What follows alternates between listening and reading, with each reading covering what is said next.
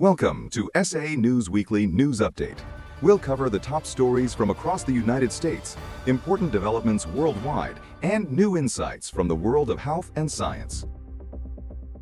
The U.S. Federal Reserve kept its benchmark interest rate unchanged this week at 3.50% to 3.75%, but the decision revealed unusually strong disagreement inside the central bank.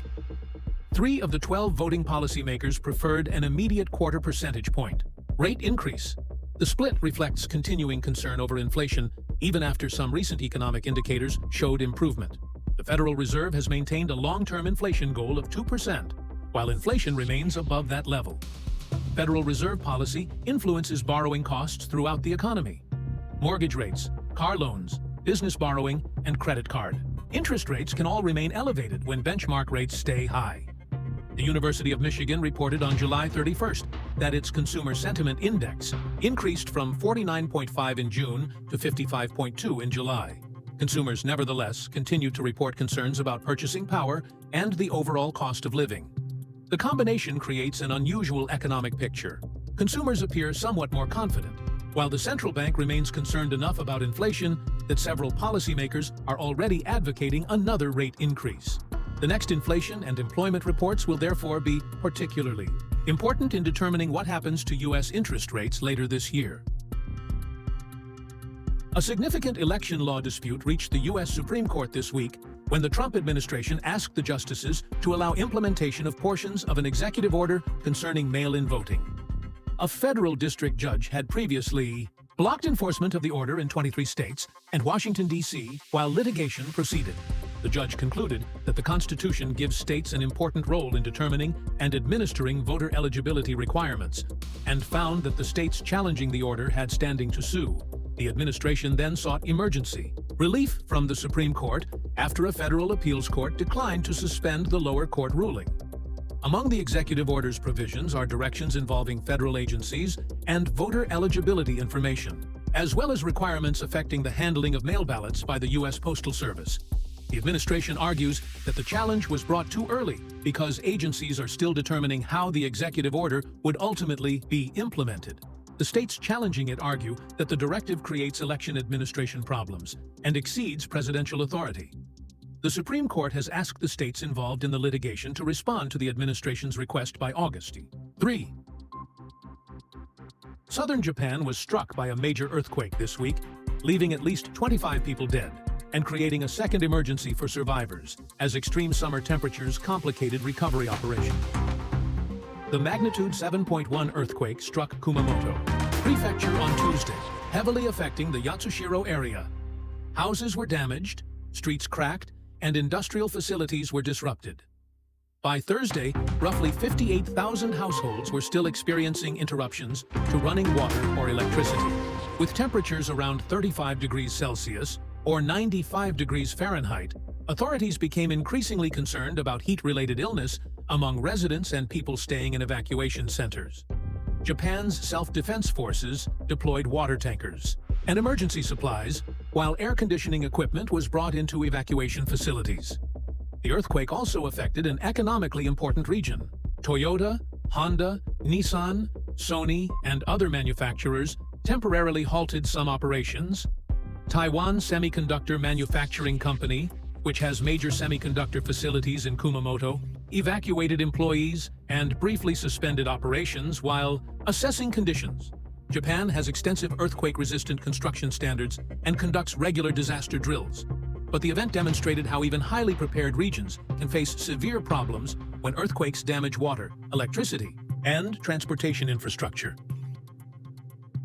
Researchers studying sleep have identified a biological signal in the brain that appears to keep track of how long an animal has been asleep and how frequently that sleep has been interrupted. The research was conducted in mice, so it should not yet be treated as a test that can measure human sleep deprivation.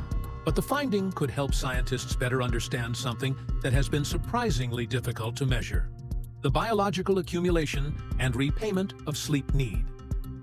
Researchers examined chemical modifications to proteins connected with an enzyme called pKa.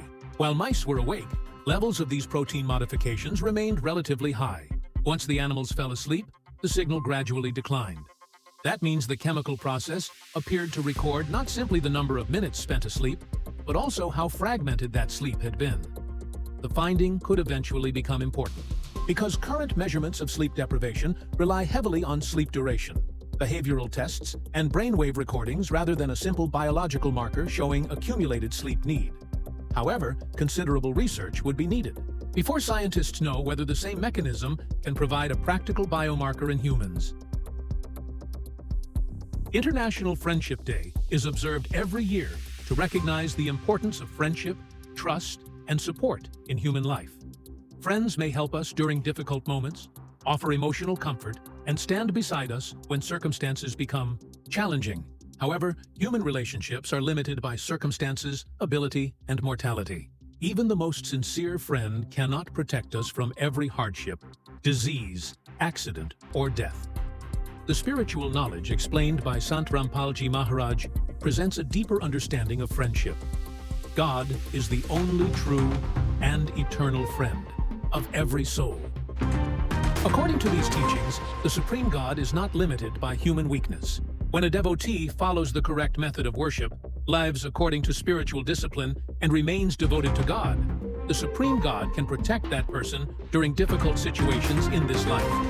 He can provide relief from suffering, remove obstacles, and give the devotee the strength and guidance needed to live peacefully.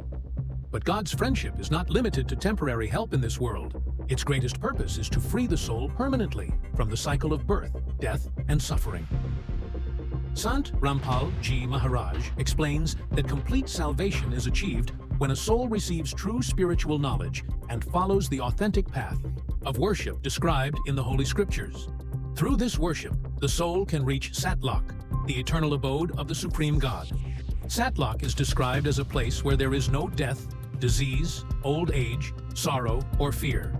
There is no shortage of food, wealth, comfort, or happiness. Worldly friends may remain with us for several years, but they cannot accompany us after death. The Supreme God, however, remains connected with the soul through every birth and continues trying to guide it toward liberation.